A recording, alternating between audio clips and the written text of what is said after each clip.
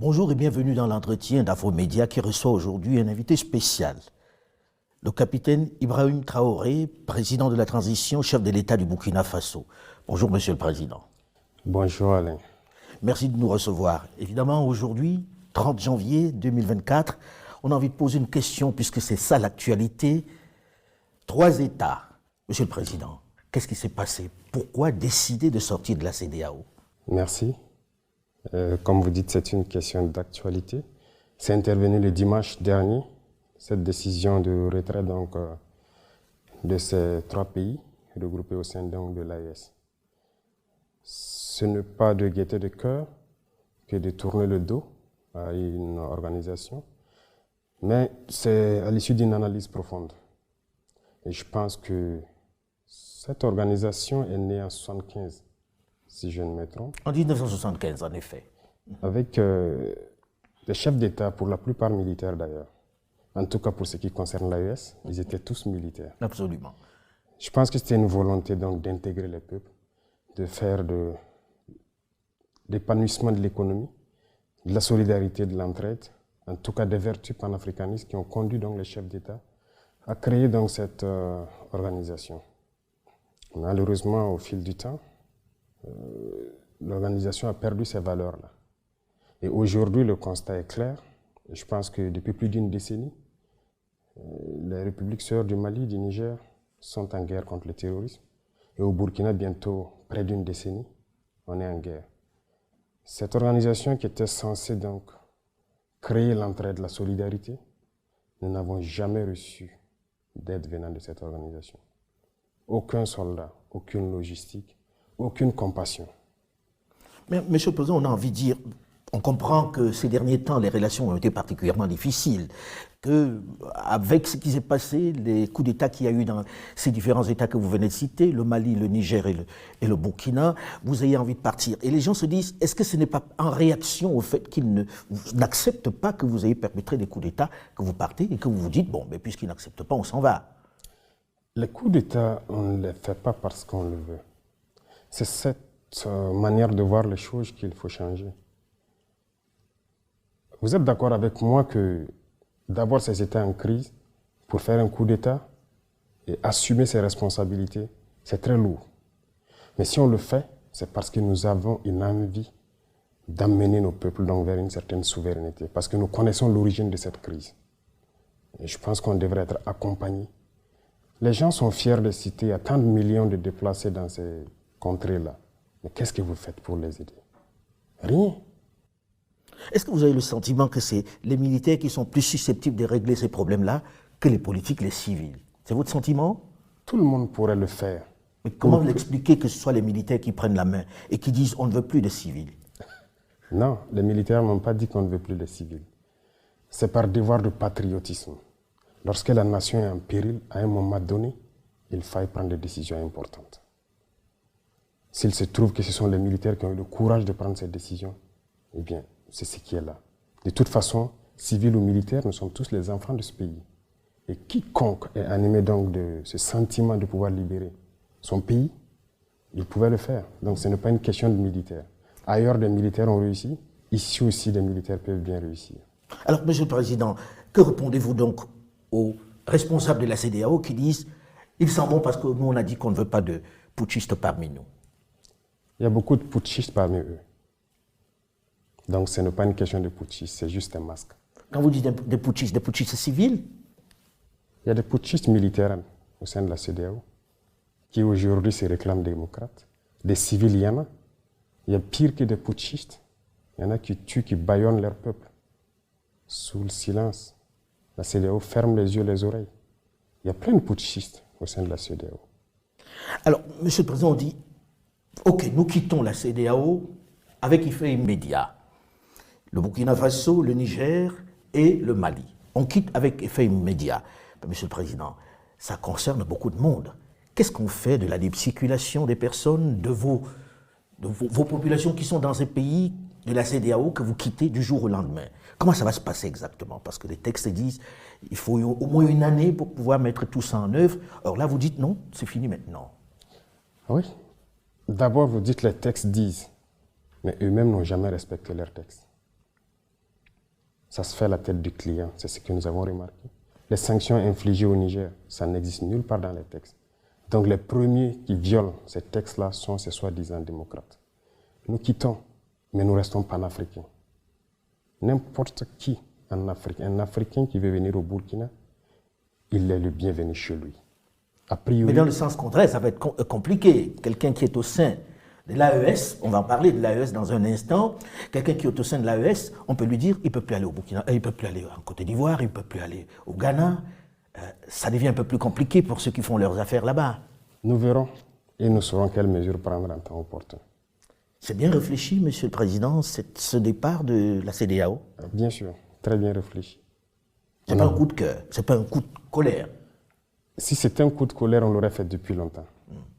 Je pense qu'on a pris le temps d'analyser la situation, de peser beaucoup de choses et enfin de décider. Donc si c'était un coup de cœur dès les premiers moments de certaines sanctions, le peuple a été assez résilient, il faut le dire. Ils ont souffert. Donc pendant ce temps, on pouvait décider dans la colère. Maintenant, on a pris le temps d'observer, d'analyser la situation et de nous convaincre nous-mêmes de nos forces avant de décider. Et vous avez pris tout le monde par surprise. Autre élément dans cette nouvelle façon de dessiner l'Afrique de l'Ouest, l'AES, l'Alliance des États du Sahel. Monsieur le Président, est-ce viable l'AES? Sur le papier, c'est très très séduisant, mais est-ce viable? Vous savez très bien que c'est plus que viable. Vous savez, pendant longtemps, on a maintenu nos peuples dans une certaine philosophie, tendant toujours à nous faire croire que nous ne pouvons rien sans les autres. Aujourd'hui, notre mission à nous, c'est d'éveiller la conscience. Vous le faites très bien d'ailleurs. Merci. Et j'apprécie beaucoup. Il faut qu'on arrive à éveiller les consciences, que les jeunes se rendent compte de ce qui se trouve chez eux. Une organisation pareille, il faut d'abord se rendre compte de ses forces, peser ses faiblesses, et à l'issue de cette analyse, vous décidez. L'AES est très bien viable. Que ce soit en termes de regarde les économies, Monsieur le Président, si je vous permettez, c'est des économies qui sont très intégrées. Vous produisez la même chose, vous faites exactement la même chose. Qui va vendre à qui? Comment ça va commercer? Et qu'est-ce qu'on fait du fait que ce ne sont pas des pays qui ont au moins une ouverture sur la mer? Les chiffres, c'est une chose. L'économie aussi, vous savez, nous sommes là il y a très peu de temps. Mais l'économie a été, je dirais, un peu déchirée par des régimes passés. Sinon, nous devrions avoir des économies très fortes aujourd'hui. C'est ce que je dis, en analysant nos forces, on se rend compte que nous ne devrions pas être à cette étape. On devrait être beaucoup loin. Quand vous prenez l'AES, en termes de population, en termes de superficie, on est très bien. En termes de production, normalement, les États de l'AES ne devaient rien importer en ce qui concerne les produits agricoles, l'alimentation. Aujourd'hui, nous sommes conscients de ça et nous sommes en train de tout faire pour que nous n'importions rien en ce qui concerne ce que nous consommons.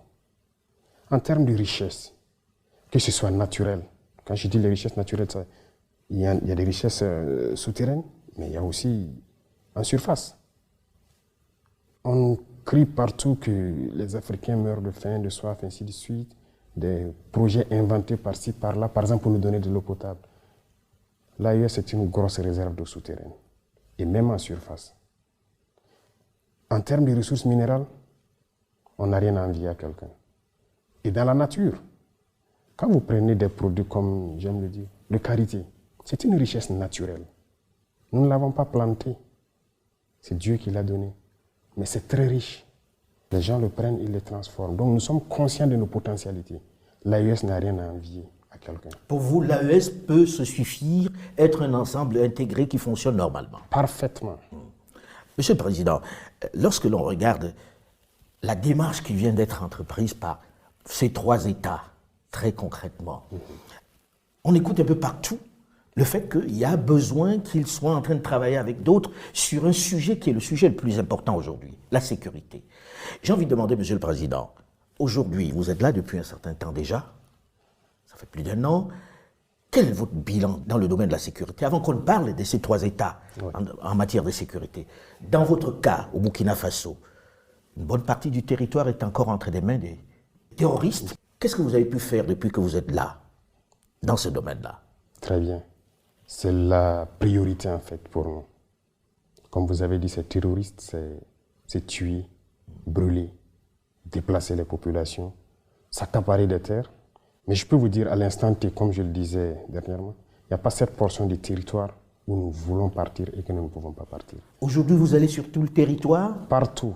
Des territoires qui étaient sous contrôle, si on peut le dire, depuis 3-4 ans. Nous mettons pied. Mais pourtant, on parle de plus d'attaques qu'autrefois lorsqu'il y avait des armées étrangères sur le territoire. Ah oui, vous êtes sûr? Plus d'attaques, c'est relatif. Aujourd'hui, nous sommes à l'offensive pour la plupart des zones. Nous ne sommes plus dans une posture de défense. Nous partons vers l'ennemi, nous cherchons l'ennemi. Lorsque nous avons décidé de prendre notre destin en main, comme on aime le dire, c'est une décision assez importante et très courageuse. Et lorsque vous décidez comme ça, toutes les cellules dormantes se réveillent d'un coup. Et c'est à ce moment que vous vous rendez compte de l'ampleur de la situation du terrorisme. On s'est bien rendu compte. Mais pour faire la guerre, il y a d'abord le patriotisme. Il y a la logistique. Et il y a maintenant l'intelligence des situations. Le patriotisme s'est réveillé en tout le Burkinabé. Que ce soit les combattants, que ce soit les populations civiles, vous les voyez bien contribuer. Ça n'aurait pas été possible il y a quelques années de cela. Pourquoi?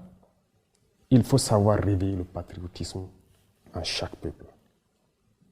Les mettre en confiance, savoir que leur patrie, c'est la seule chose qui les reste. Ça, on a réussi à le faire. Voilà pourquoi lorsqu'on les demande de contribuer, ils le font. On a demandé aux gens de s'enrôler pour combattre partout où ils sont. Même aujourd'hui, si nous décidons que nous voulons 1 million de Burkinabés pour combattre, nous les aurons. Les volontaires pour la défense de la pour patrie. la défense de la patrie? Oui. Les gens sont prêts, ils sont engagés. C'est pas dangereux pour eux. Non, c'est leur patrie. C'est leur patrie. Partout dans le monde, les gens se sont battus pour leur patrie.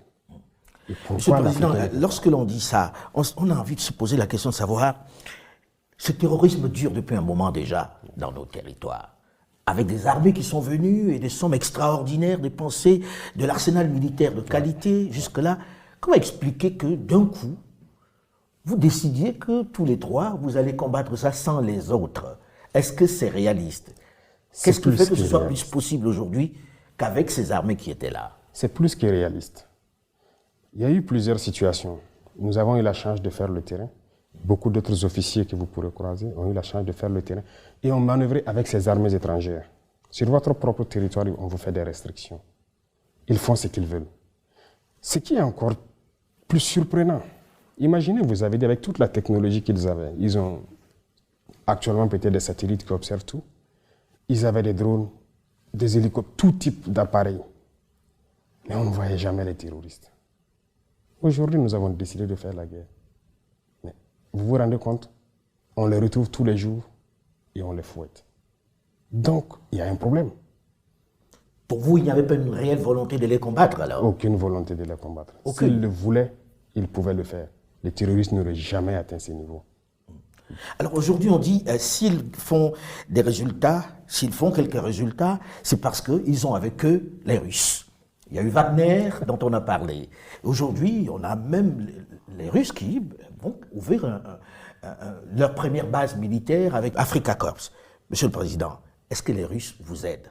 Et est-ce que leur aide est meilleure que celle des armées étrangères qui étaient jusque-là présentes?